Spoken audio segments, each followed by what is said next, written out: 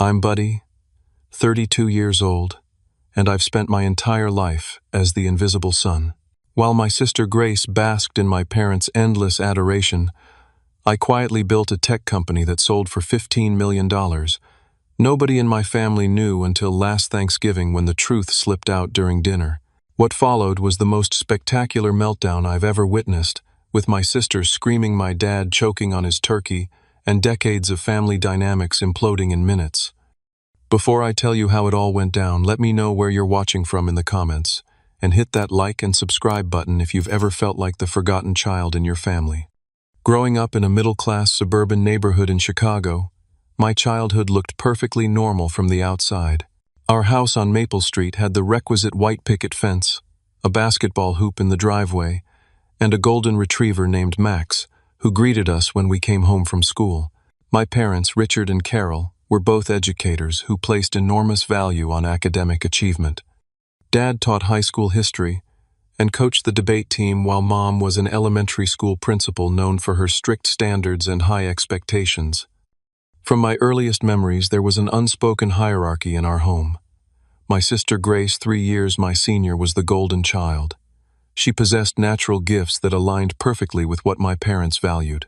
Grace could play Mozart on the piano by age 7, won the regional spelling bee 3 years running, and maintained a perfect 4.0 GPA throughout her school years. Her bedroom walls were plastered with certificates, ribbons, and trophies that testified to her excellence.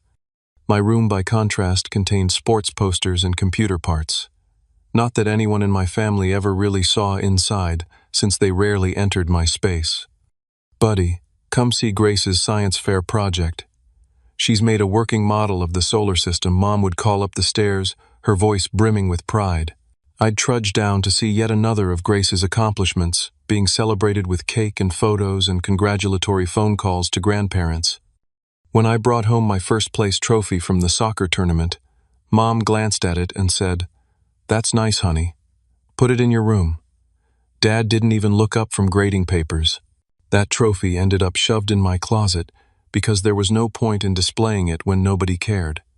Birthday celebrations highlighted the disparity in our treatment. Grace's birthdays were elaborate affairs with themed decorations, custom cakes, and at least 20 guests. My parents would spend weeks planning the perfect party for her. For my birthdays, Mom would pick up a grocery store cake the day of, and we'd have a quiet family dinner. Some years they'd be so busy with Grace's activities that my birthday would be celebrated days late as an afterthought. "We'll celebrate this weekend, Buddy. Grace has her piano recital today, and you know how important that is," Dad would say, not noticing the disappointment in my eyes. Even in mundane daily routines, the favoritism was apparent. Grace received new clothes at the start of each school year, while I inherited the neighbor boys' hand-me-downs. Her academic achievements were tracked on a special calendar on the refrigerator. My soccer schedule never made it there. When Grace performed in the school play, both parents would take the day off work to attend every performance. But when my soccer team made it to the state championship, Mom said Dad will try to make it if his faculty meeting ends early. He didn't make it. I scored the winning goal with no family there to see it. "Why can't you be more like your sister?" became the soundtrack of my childhood, playing on repeat through elementary and middle school. Mom would sigh this question when I'd rather code on my computer than practice an instrument. Dad would mutter it when my report card showed B's instead of A's. By the time Grace was applying to colleges, our family dynamic was firmly established. The dinner table conversations revolved around her applications to Ivy League schools. My parents hired consultants, essay coaches, and test prep tutors to ensure she presented the perfect application. Harvard or Yale would be ideal, but we'd settle for Princeton, Mom would say, while Dad nodded in agreement. When I mentioned wanting to study computer science, Dad waved his hand dismissively. "Those video games won't get you anywhere in life, Buddy. You should consider a real field like law or medicine, though I'm not sure you have the grades for it." They never noticed that what they called playing around on computers was actually me teaching myself to code, building basic websites for local businesses, and developing a deep understanding of emerging technologies. By 16, I was making more money from my weekend hobby than from my summer job at the local grocery store, but I kept this information to myself. I had learned early that sharing accomplishments led to disappointment when they were minimized or ignored. The pattern continued through high school. Grace was valedictorian, gave a moving speech at graduation, and received a substantial scholarship to Yale. My parents threw her a giant graduation party, inviting practically the entire neighborhood. 2 years later, when I graduated in the top 15% of my class, Mom remembered to take photos, but there was no party. Dad patted me on the shoulder and said, "Not bad, son. Not Grace level, but not bad." That night, as I sat alone in my room looking at college brochures, I made a decision that would shape my future. I would stop seeking approval I would never receive. Instead, I would build my own path on my own terms, without the weight of comparison hanging around my neck. Little did I know how drastically that decision would change everything. My parents' approach to our college educations was as different as our childhood experiences had been. While Grace had received personalized tours of elite universities across the country, intensive SAT prep courses, and an entire home office converted into her application headquarters, my college preparation consisted of a single counselor, meeting at school, and a stack of state university brochures. "We've used most of our college fund for Grace's Yale education," Mom explained when I brought up my own college plans. "Yale isn't cheap, and she might want to go to medical school afterward. You can apply for scholarships and loans like other students do." I ended up at Illinois State University on a partial academic scholarship, working 20 hours weekly at the campus tech support center to cover the rest of my expenses. My dorm room was small and shabby, with cinder block walls and a roommate who played video games until 3 in the morning. But for the first time in my life, I felt free from the constant comparison to Grace. During my freshman orientation, I met Professor Lawrence Jenkins from the computer science department. Balding with wire-rimmed glasses and always wearing some version of the same tweed jacket, he noticed me fixing another student's laptop in the campus center. "That's some impressive troubleshooting," he said, peering over my shoulder. "You clearly know your way around computer systems." In Professor Jenkins, I found something I'd never had before, a mentor who valued my specific talents. He invited me to join his advanced programming seminar, despite my freshman status, and later offered me an independent study opportunity, developing software applications. "You have a natural talent for seeing both the technical details and the big-picture business applications," he told me after I demonstrated my first complete software solution. "That's rare, buddy. Most people excel at one or the other." While my parents rarely called except to share Grace's latest achievements at Yale, I was thriving in my own way. During sophomore year, I developed a scheduling and inventory management system for local businesses that solved specific problems the big software companies were ignoring.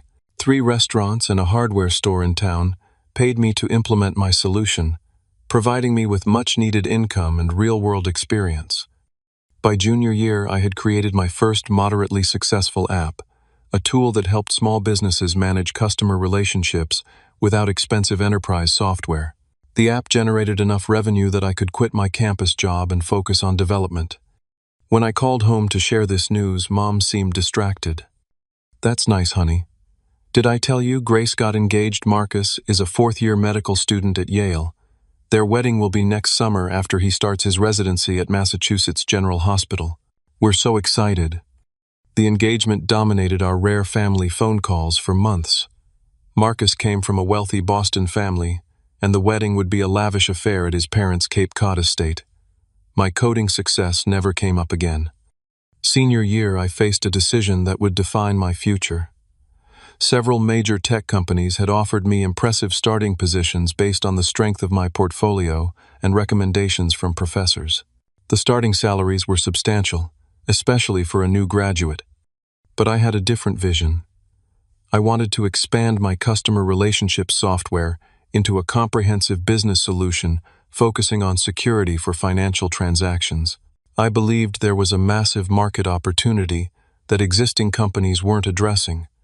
When I mentioned turning down the corporate offers to start my own company during a rare visit home, my parents exchanged concerned glances across the dinner table. "Is that really wise?" Dad asked, frowning. Those are guaranteed positions with established companies. Starting a business is risky, and most fail within the first year. Mom reached over to pat my hand. Honey, not everyone can be exceptional like Grace. There's nothing wrong with a steady job with benefits. The corporate world has security that entrepreneurship doesn't. They didn't understand that I wasn't trying to compete with Grace or follow her path. I was creating something entirely different, something that aligned with my own strengths and vision. After graduation, while my family was preoccupied with Grace and Marcus's wedding preparations, I moved to Silicon Valley with my life savings of $12,000 and a prototype of my security software. I rented a tiny studio apartment in a questionable neighborhood and spent every waking hour refining my product and pitching it to potential investors. My parents called occasionally, usually to relay some news about Grace's hospital position or her new house in Boston's exclusive Beacon Hill neighborhood. They never asked detailed questions about my work or life. I kept my responses vague, not out of spite, but because I'd learned long ago that they weren't really interested in the details of my world. "How's California?" Mom would ask. "Fine," I'd reply. "Sunny." "That's nice. Did we tell you Grace and Marcus are thinking about starting a family? I could be a grandmother soon." And so the pattern continued with an entire continent now separating us physically as well as emotionally. But for the first time in my life, I was grateful for the distance and the freedom it gave me to build something of my own without the shadow of comparison dimming my light. The early days of my startup were brutal. I converted my tiny studio apartment into an office, with my mattress shoved against one wall and 3 computer monitors dominating the rest of the space. I worked 100-hour weeks subsisting on ramen noodles and coffee coding until my vision blurred and my fingers cramped. My company, Secure Transact, focused on developing enhanced security protocols for financial institutions that were struggling with increasing online fraud. I had identified a significant gap in the market. Existing security software was either too cumbersome for everyday users or too simplistic to stop sophisticated hackers. The first year was a constant hustle. I attended every tech meetup, startup, pitch night, and networking event in Silicon Valley. I cold-called banks and credit unions begging for 10 minutes of their time. Most doors remained closed, but gradually, through persistence and the strength of my prototype, I secured meetings with decision-makers. My first real team formed organically. Alicia, a brilliant security expert who had grown frustrated with her corporate job's bureaucracy, joined after seeing my presentation at a cybersecurity conference. Then came Ryan, a front-end developer who could make complex security features user-friendly, and Jasmine, who handled business operations with remarkable efficiency. We worked out of a converted warehouse space in Oakland because San Francisco proper was beyond our budget. The building had questionable heating and cooling, occasional roof leaks, and neighbors that included a metal fabrication shop and an artisanal pickle company. But it was our space, and within those walls we were building something revolutionary. Just as we started gaining traction with smaller banks, disaster struck. CyberShield, a major competitor backed by venture capital, announced a security suite with features suspiciously similar to our proprietary algorithms. A week later, we discovered one of our early contract developers had stolen our code and sold it to them. The legal battle nearly destroyed us before we'd truly begun. Legal fees drained our minimal capital, and the stress was overwhelming. For 3 months, I slept on a cot in our office, showering at a nearby gym, working around the clock to keep the company afloat while simultaneously fighting the lawsuit. During this time, Grace called to share the news that she and Marcus had purchased a 5-bedroom colonial in an exclusive Boston suburb. Mom and Dad helped with the down payment, of course. They're so supportive. "How's your computer thing going?" I didn't mention the lawsuit or that I was living in my office. "It's coming along," was all I said. The turning point came unexpectedly. The legal battle had garnered some industry attention, and a senior vice president from First Western Bank reached out. He had reviewed our security protocols and was impressed by our innovative approach. "We've been following your case," he said during our meeting. "What CyberShield did was unethical, and their implementation of your ideas is flawed. We'd like to work with the original inventors, not the copycats." First Western became our first major client, implementing our security system across their digital banking platform. The successful deployment led to case studies, industry articles, and most importantly, more clients. Within 6 months, we had contracts with 8 regional banks and were negotiating with 2 national institutions. Our team grew from 5 people to 50, then to over 200 as demand increased. We moved from the leaky warehouse to proper offices in San Francisco's financial district. I finally upgraded from my studio apartment to a modest 1-bedroom condo, though I spent little time there as the business consumed most of my waking hours. As Secure Transact's reputation grew, so did interest from larger tech companies looking to acquire our technology. The first offer came 3 years after I founded the company, $7 million from a mid-sized financial software provider. I declined, knowing our trajectory and the value we were creating. A year later, the offers had doubled. Investment bankers began calling regularly, suggesting it was time to realize the value we had created. But I remained focused on building and improving our product rather than cashing out.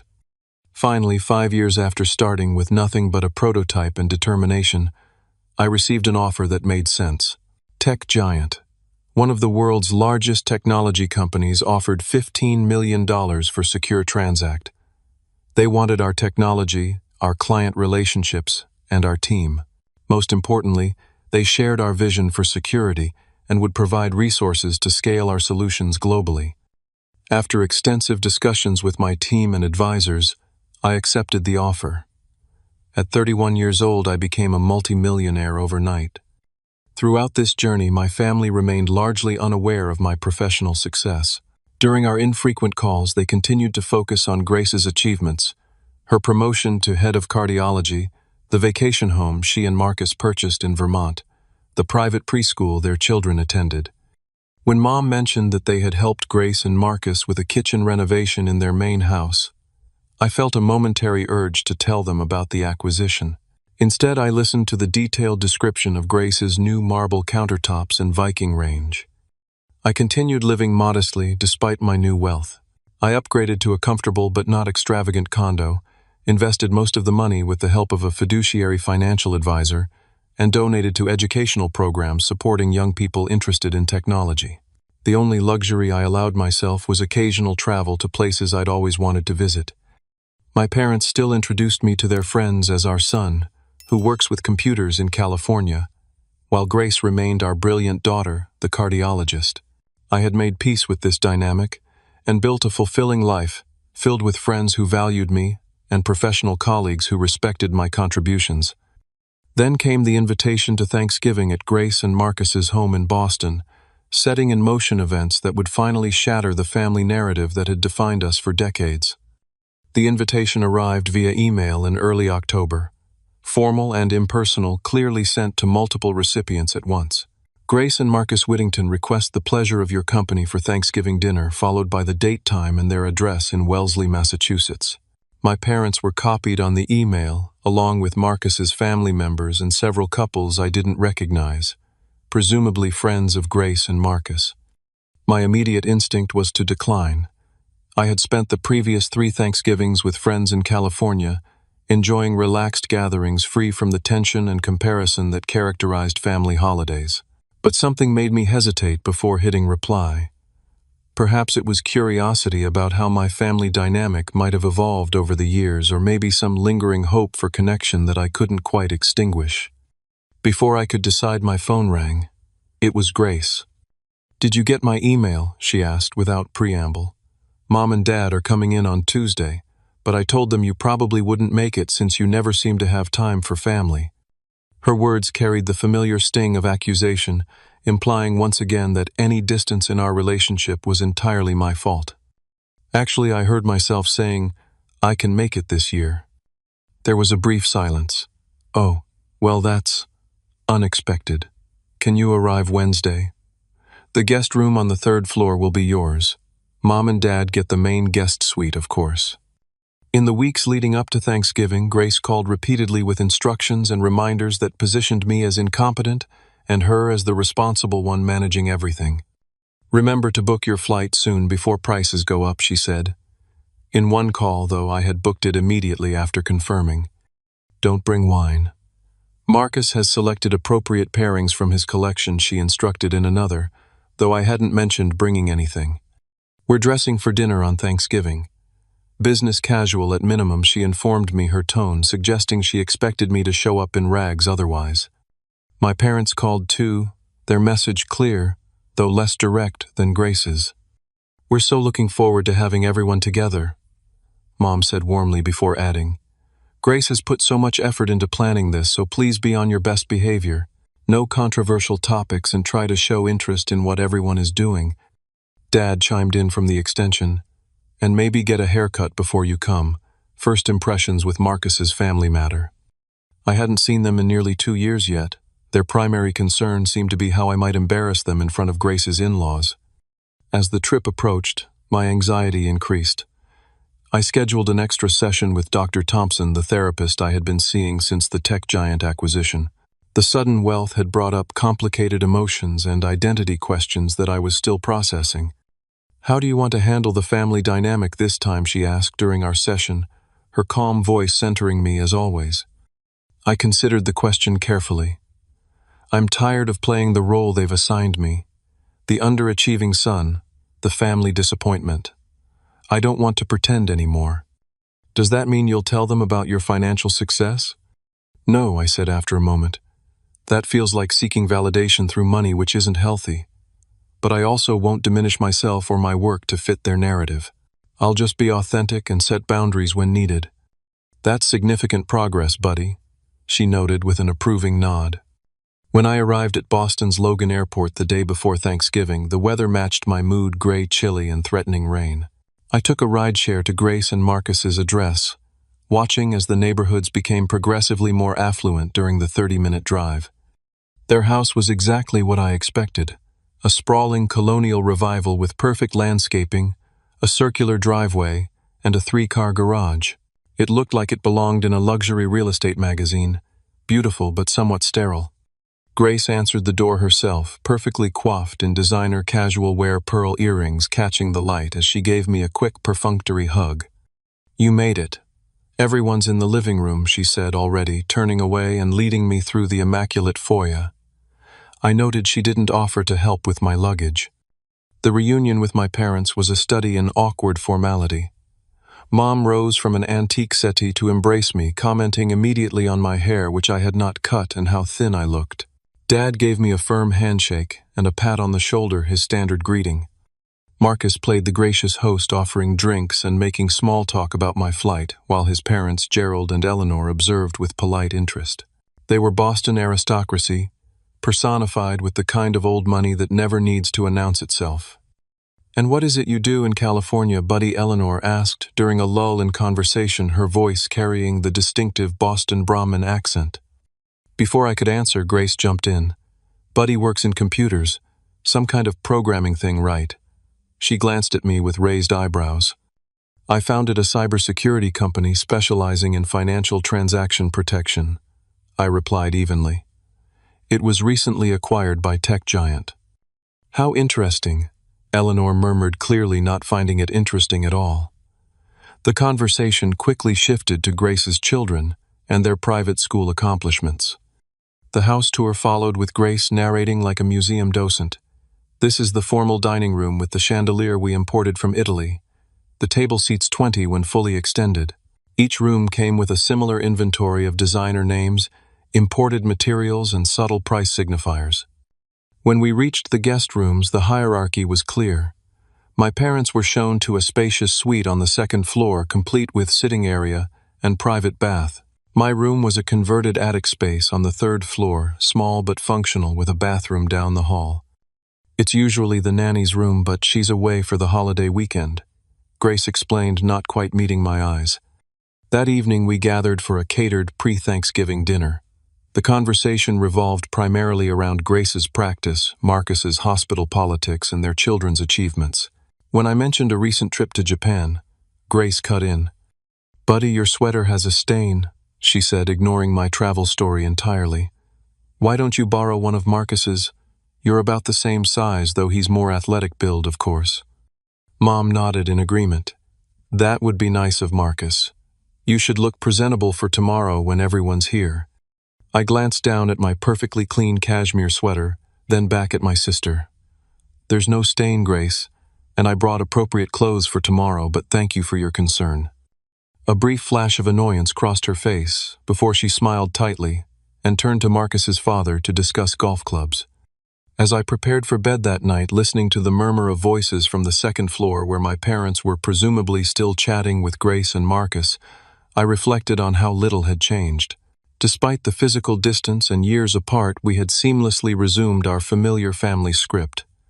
The only difference was that I was no longer willing to play my assigned role without question. Tomorrow would be Thanksgiving, and I had a feeling our family dynamic was about to face its greatest test yet. Thanksgiving Day dawned clear and cold sunlight, streaming through the small dormer windows of my third-floor room. I could hear activity downstairs, the caterers arriving, Grace issuing instructions in her authoritative voice, the occasional sound of children laughing. I took my time getting ready, mentally preparing for the day ahead. By 10 o'clock, the house was transformed into a Thanksgiving spectacle. Every surface featured seasonal decorations that somehow managed to be both festive and elegantly understated. The dining room table was a masterpiece of design with hand-calligraphed place cards, multiple crystal glasses at each setting, and an elaborate centerpiece of autumn flowers and artfully arranged gourds. Grace was everywhere at once, supervising the caterers, adjusting decorations, and orchestrating family members like pieces on a chessboard. "Mom, please help Eliza with her dress." Dad entertained Marcus's parents in the study. "Buddy, just try not to get in the way." I found myself assigned to child-wrangling duty, keeping Grace's 7-year-old twins, Eliza and Ethan, occupied while the adults prepared. This suited me fine, as the children were the only family members who seemed genuinely happy to see me. "Uncle Buddy, do you still make computers?" Ethan asked as we built an elaborate structure with his building blocks. "Something like that," I replied, smiling at his simplified understanding of my career.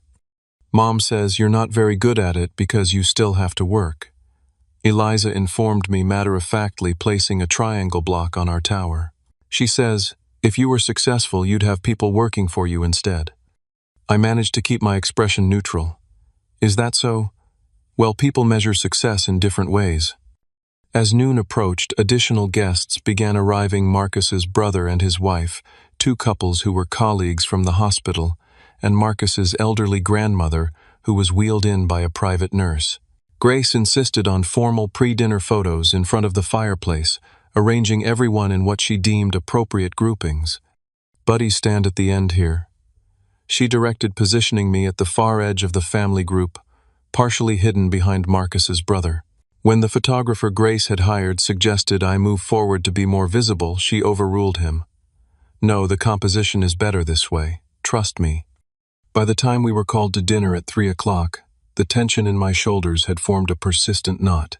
We processed into the dining room in what felt like a predetermined order of importance, with Grace and Marcus leading, followed by both sets of parents, then the other guests, with me bringing up the rear.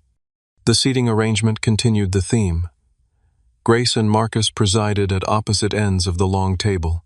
My parents were placed in positions of honor near Grace, while I found myself between Marcus's grandmother, who was hard of hearing, and one of the hospital colleagues who had already had several glasses of wine. Before the meal began, Marcus stood to propose a toast to family, friends, and the abundance we're blessed to share. Everyone raised their glasses appreciatively. Then, following what was apparently a Whittington family tradition, each person was expected to share something they were grateful for before eating. Grace went first naturally. What began as a simple expression of gratitude evolved into an extended highlight reel of her accomplishments for the year. "I'm thankful for my thriving practice, my recent appointment to the hospital board, the children's acceptance into the gifted program, and of course our new summer home on Nantucket." My parents beamed with pride throughout her recitation. When Mom's turn came, she primarily expressed gratitude for Grace and her family, with a brief general mention of both my children, almost as an afterthought. The ritual continued around the table until it reached me.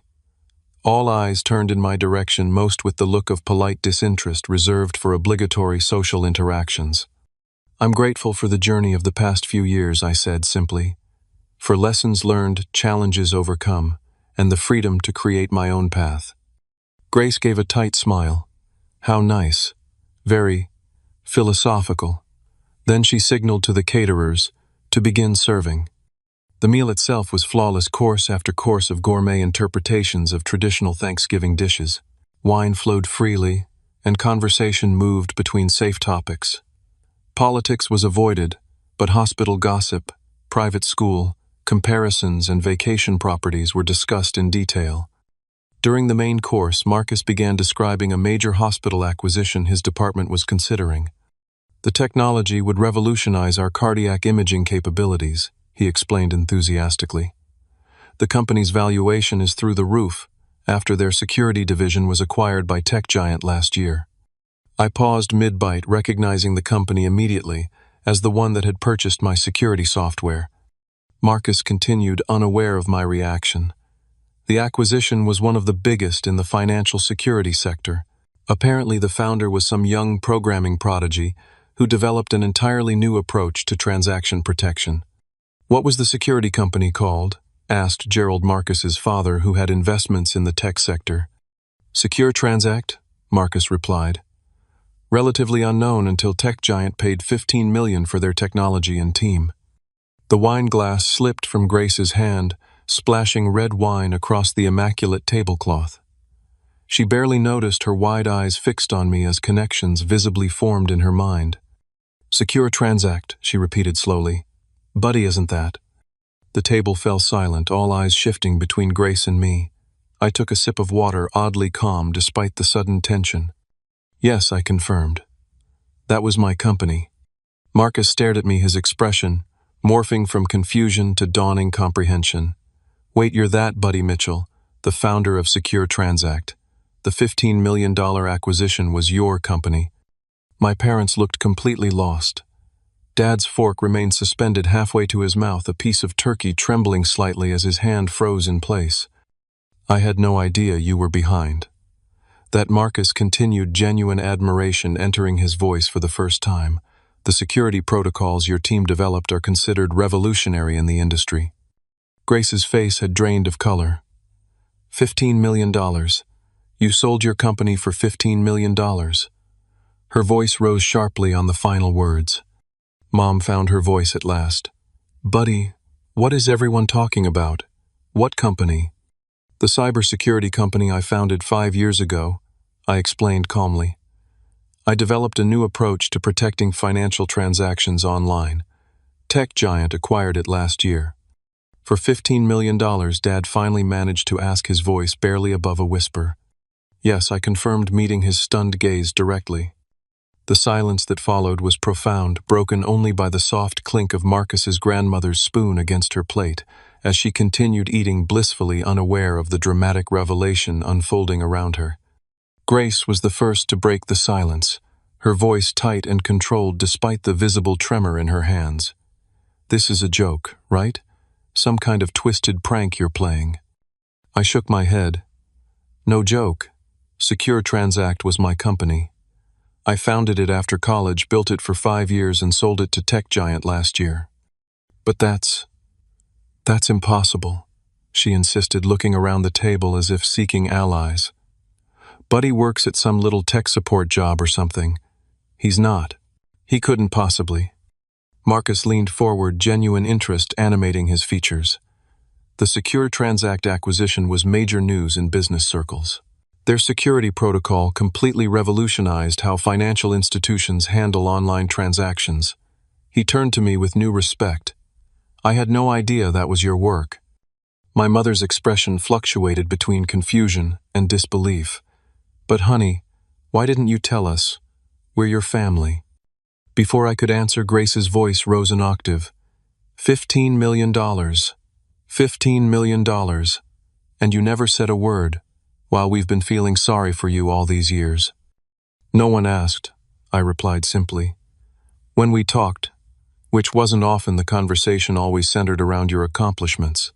There never seemed to be much interest in the details of my life." Grace pushed back from the table so forcefully that water glasses wobbled. "That is completely unfair. We always asked how you were doing." "You asked if I was still doing that computer thing," I corrected her. "That's not the same as showing genuine interest." Dad finally found his voice, though it emerged as a strained croak. "Son, 15 million island. That's. Why would you keep that from us?" Grace wasn't waiting for my answer. Her initial shock was rapidly transforming into indignation. "This is so typical. You always had to make everything about you, always playing the victim." The irony of her statement was so profound that I actually laughed, which only inflamed her further. "You think this is funny? You've been lying to us for years, making us think you were struggling while secretly being a millionaire. Do you have any idea how that makes us look?" "How it makes you look," I repeated incredulously. "That's your concern right now." Grace was pacing now, her carefully planned dinner completely forgotten. "I can't believe this. All this time we've been worried about you thinking you couldn't afford nice things, offering to help you." "When did you ever offer to help me?"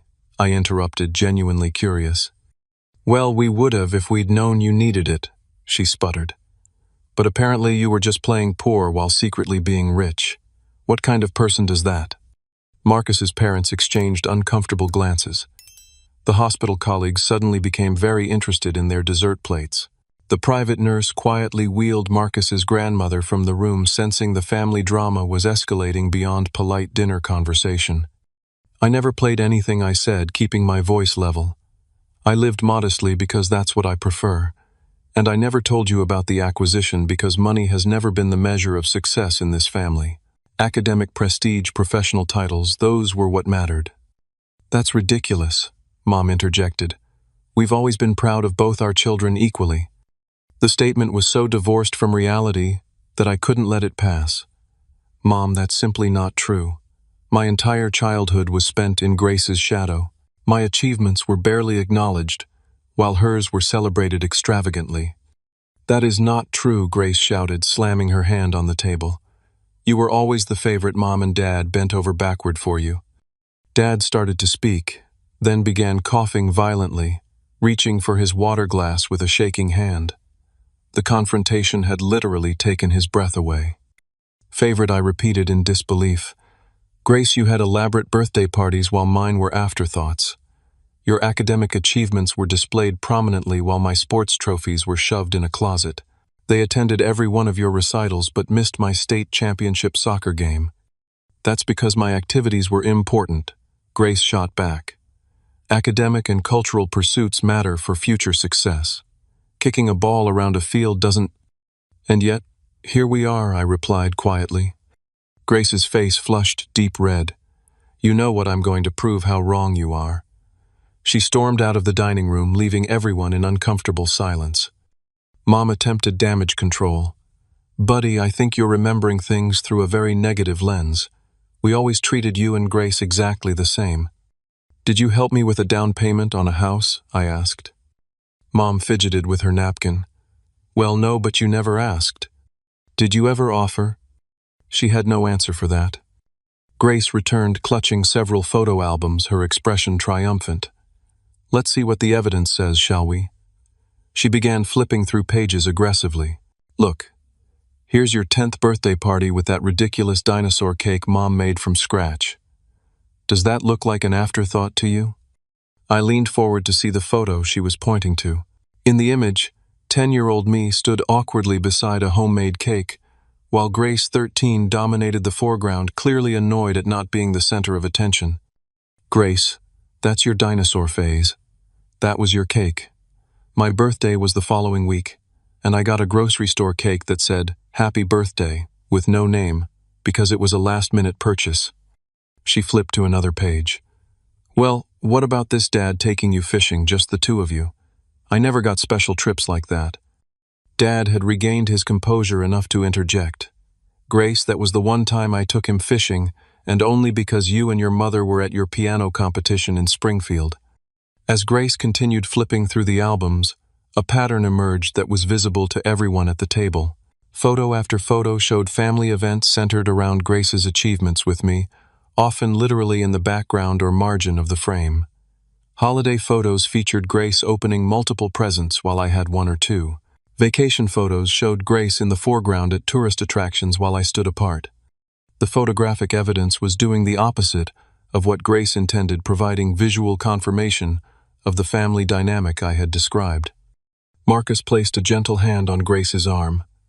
"Honey, maybe we should take a break and—" She shook him off. "No, I will not be painted as some spoiled princess when I worked incredibly hard for everything I achieved." She turned to me, eyes blazing. "Why didn't you tell us about the money? Were you planning to just hoard it all to yourself while letting Mom and Dad help me with expenses all these years?" And there it was, the real issue behind her anger. "I never asked them to prioritize your needs over mine," I replied calmly. "That was their choice, and I never needed their financial support because I built something successful on my own without family connections or support." Grace's voice became dangerously quiet.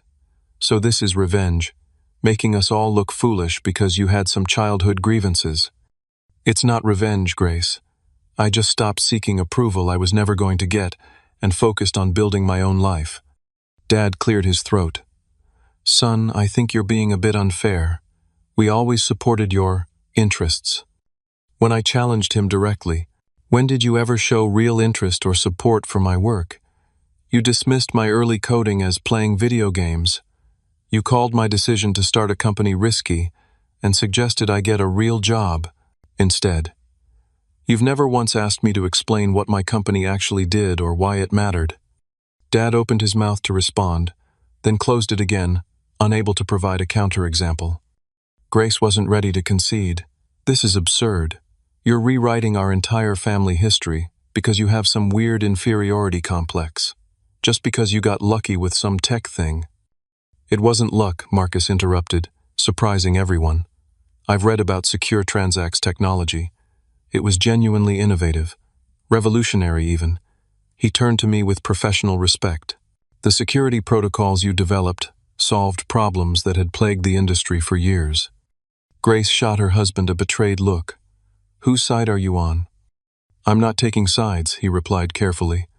"I'm just stating facts about Buddy's professional accomplishments."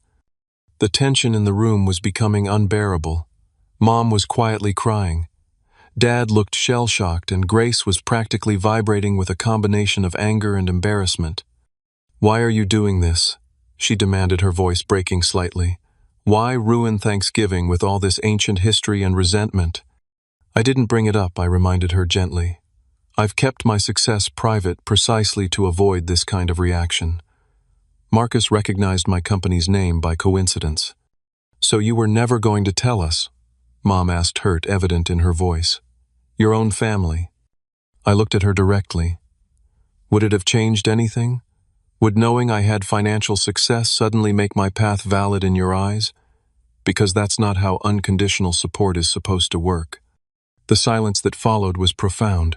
For perhaps the first time, my parents and sister were truly seeing me not as the perpetual disappointment they had categorized me as, but as an adult who had carved his own successful path despite not because of his family background.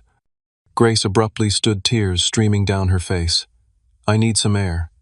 She walked out of the dining room, leaving behind the wreckage of her perfect Thanksgiving dinner. The remaining guests exchanged uncomfortable glances. Marcus's brother murmured something about checking on their car, and he and his wife made a discreet exit. The hospital colleagues followed shortly after, thanking Marcus with forced cheerfulness, as if they hadn't just witnessed an explosive family meltdown. In the sudden quiet of the nearly empty dining room, Dad attempted a weak justification. "We always wanted what was best for both of you. Maybe we didn't always get it right." It was the closest thing to an admission I had ever heard from him, and despite everything, I felt a small spark of hope that perhaps finally something might change in our family dynamic. The remainder of Thanksgiving evening passed in a blur of awkward silences and stilted attempts at normal conversation. Grace eventually returned to the dining room, eyes red but composure, regained and mechanically served dessert, as if following a script she couldn't abandon. The few guests who hadn't found excuses to leave ate pumpkin pie with forced enthusiasm, complimenting the catering while studiously avoiding any reference to the emotional explosion they had witnessed. As the evening wore on, I made the decision to leave rather than stay overnight as planned. The third-floor guest room suddenly felt like a perfect metaphor for my position in the family, an afterthought separate from the main household. "I think it's best if I get a hotel room tonight," I announced quietly, as the last guests were preparing to leave. Mom looked distressed. "Buddy, that's not necessary. We're family. We can work through this." "I know we can," I agreed, "but not tonight. Everyone needs some space to process." As I packed my overnight bag, Grace appeared in the doorway of the guest room. Her perfect hostess demeanor had crumbled, replaced by a conflicted expression I couldn't quite read. "You're leaving," she stated flatly. "Yes. I've called a car service." She leaned against the doorframe, arms crossed defensively. "So that's it? Drop a bomb on the entire family, and then just leave?" "I didn't drop any bomb, Grace. Marcus recognized my company's name. That's all." She was quiet for a moment, then asked the question that was really on her mind. $15 million. That's really true?" "Yes. And you're just sitting on all that money while Mom and Dad help us with the kids' private school tuition and our house renovation." Even now, she was viewing my success primarily in terms of how it could benefit her. Some patterns run too deep to break in a single evening. My financial decisions are my own, Grace, just as Mom and Dad's decisions about supporting you are theirs. She stepped into the room, then lowering her voice. "We're planning to add a pool house next summer. Marcus's practice is doing well, but with the kids' tuition and the Nantucket property taxes." I stared at her in disbelief. "Are you actually asking me for money right now? After everything that just happened?" She had the grace to look momentarily embarrassed before recovering. "We're family, buddy. Family helps each other. At least most families do." I zipped my bag closed with finality. "Good night, Grace. Thank you for dinner." As I headed downstairs, Marcus intercepted me in the foyer away from the others. "I owe you an apology," he said quietly. "I've always accepted the family narrative about you without question. That was wrong of me." His sincerity surprised me. "Thank you for saying that. For what it's worth, what you built with Secure Transact was extraordinary. The medical technology company that licensed your security protocols has transformed our cardiac care capabilities." For the first time that evening, I felt truly seen for my professional accomplishments, ironically by my brother-in-law rather than my own parents. "That means a lot, Marcus. Thank you." My rideshare arrived, saving us from further conversation, and I stepped out into the cold November night, exhaling a breath I felt I'd been holding for years. In my hotel room that night, I sat by the window overlooking Boston's twinkling skyline, processing the events of the day. My phone buzzed repeatedly with texts from Grace, alternating between apologies and thinly veiled financial requests. "I'm sorry things got heated. Family dynamics are complicated. Have you considered setting up college funds for your niece and nephew? I didn't mean what I said about you playing the victim. Our contractor mentioned the pool house would be a perfect tax write-off for someone in your position." I silenced the phone and tried to sleep, but rest eluded me as conversations from the evening replayed in my mind. The next morning, just after 7, my phone rang. It was Dad. "Can we meet for coffee?" he asked, his voice subdued. "Just you and me." We arranged to meet at a cafe near my hotel. When I arrived, Dad was already there, looking older and more vulnerable than I had ever seen him. Without the protective presence of Mom and Grace, something in his demeanor had shifted. "I didn't sleep last night," he admitted after we had ordered. "Kept thinking about things you said. Things I couldn't really argue with." I waited silently, giving him space to continue. "I always thought we were good parents," he said, staring into his coffee cup. "Thought we gave both our children what they needed. But looking at those photo albums last night, seeing it all laid out like that," his voice cracked slightly, "we really did put Grace at the center of everything, didn't we?" It was the first genuine acknowledgement I had ever received from him about our family dynamic. "Why?" I asked simply. "Why was there such a difference in how you treated us?" Dad was quiet for a long moment. "Grace was like us," he finally said. "She followed the path we understood. Academic achievement, prestigious credentials, a professional career. When she succeeded, it validated our own life choices and values." He looked up at me, then really looked at me. "But you were different from the beginning. Creative, independent, interested in technology we didn't understand. Your path didn't fit our narrow definition of success, so I guess we just didn't know how to support it." You could have tried, I said quietly. You could have asked questions, shown interest, attended my games. You're right, he admitted, tears forming in his eyes. And I can't go back and change that. But I am proud of what you've built, son. Not because of the money, but because you had the courage to follow your own path even when we didn't understand it.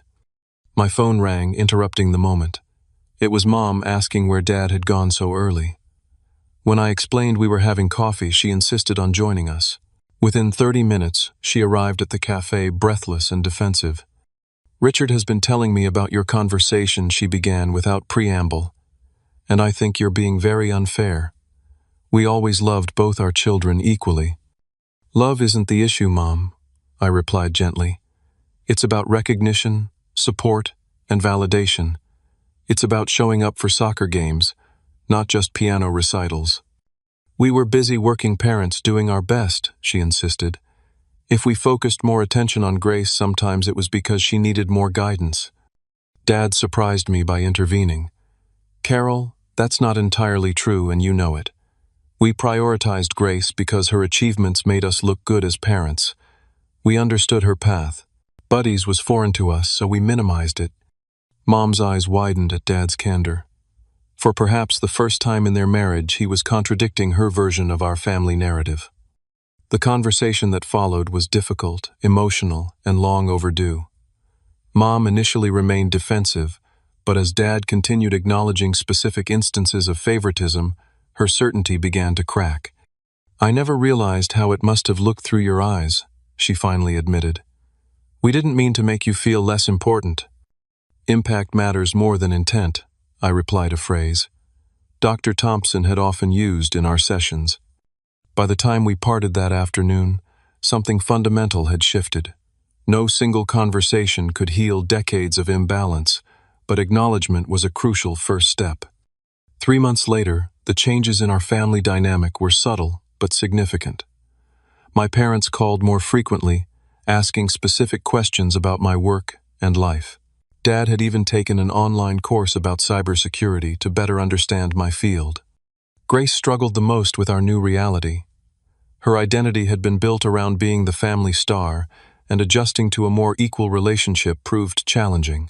Her financial hints continued occasionally, but with decreasing frequency, as she realized I wasn't going to be her personal banker. For my part, I established clearer boundaries while remaining open to a healthier family connection. I used a portion of my wealth to establish a scholarship fund for overlooked students with aptitude in technology, trying to create the support system I had lacked. One Tuesday afternoon, I met with the first recipient of the scholarship, a brilliant 16-year-old named Jamal, who reminded me powerfully of my younger self. As he excitedly described his plans for developing accessible technology for disabled users, I saw in him the same passion and vision that had driven me. My parents want me to be a doctor, he confided. They don't really get what I'm trying to build. Keep building anyway, I told him. Sometimes the people closest to us are the last to recognize our true path.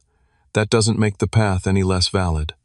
The real measure of success, I had learned, wasn't financial achievement or family validation, but the freedom to define and pursue your own purpose. Money hadn't healed my family wounds, but honesty and boundaries had begun the process. As I watched Jamal leave brimming with ideas and potential, I felt a sense of peace that had eluded me for decades. The overlooked son had finally found his voice, not through revenge or resentment, but through creating something meaningful from the very qualities his family had failed to value. If you've ever felt invisible in your own family or had your achievements overlooked while others were celebrated, share your story in the comments below. How did you find your own path to validation and success? Sometimes the greatest revenge isn't proving others wrong, but finding happiness on your own terms. Don't forget to like, subscribe, and share this video if it resonated with you. Remember, the approval that matters most is the kind you give yourself. Thank you for listening to my story, and I wish you the courage to follow your own path, even when those around you don't understand it.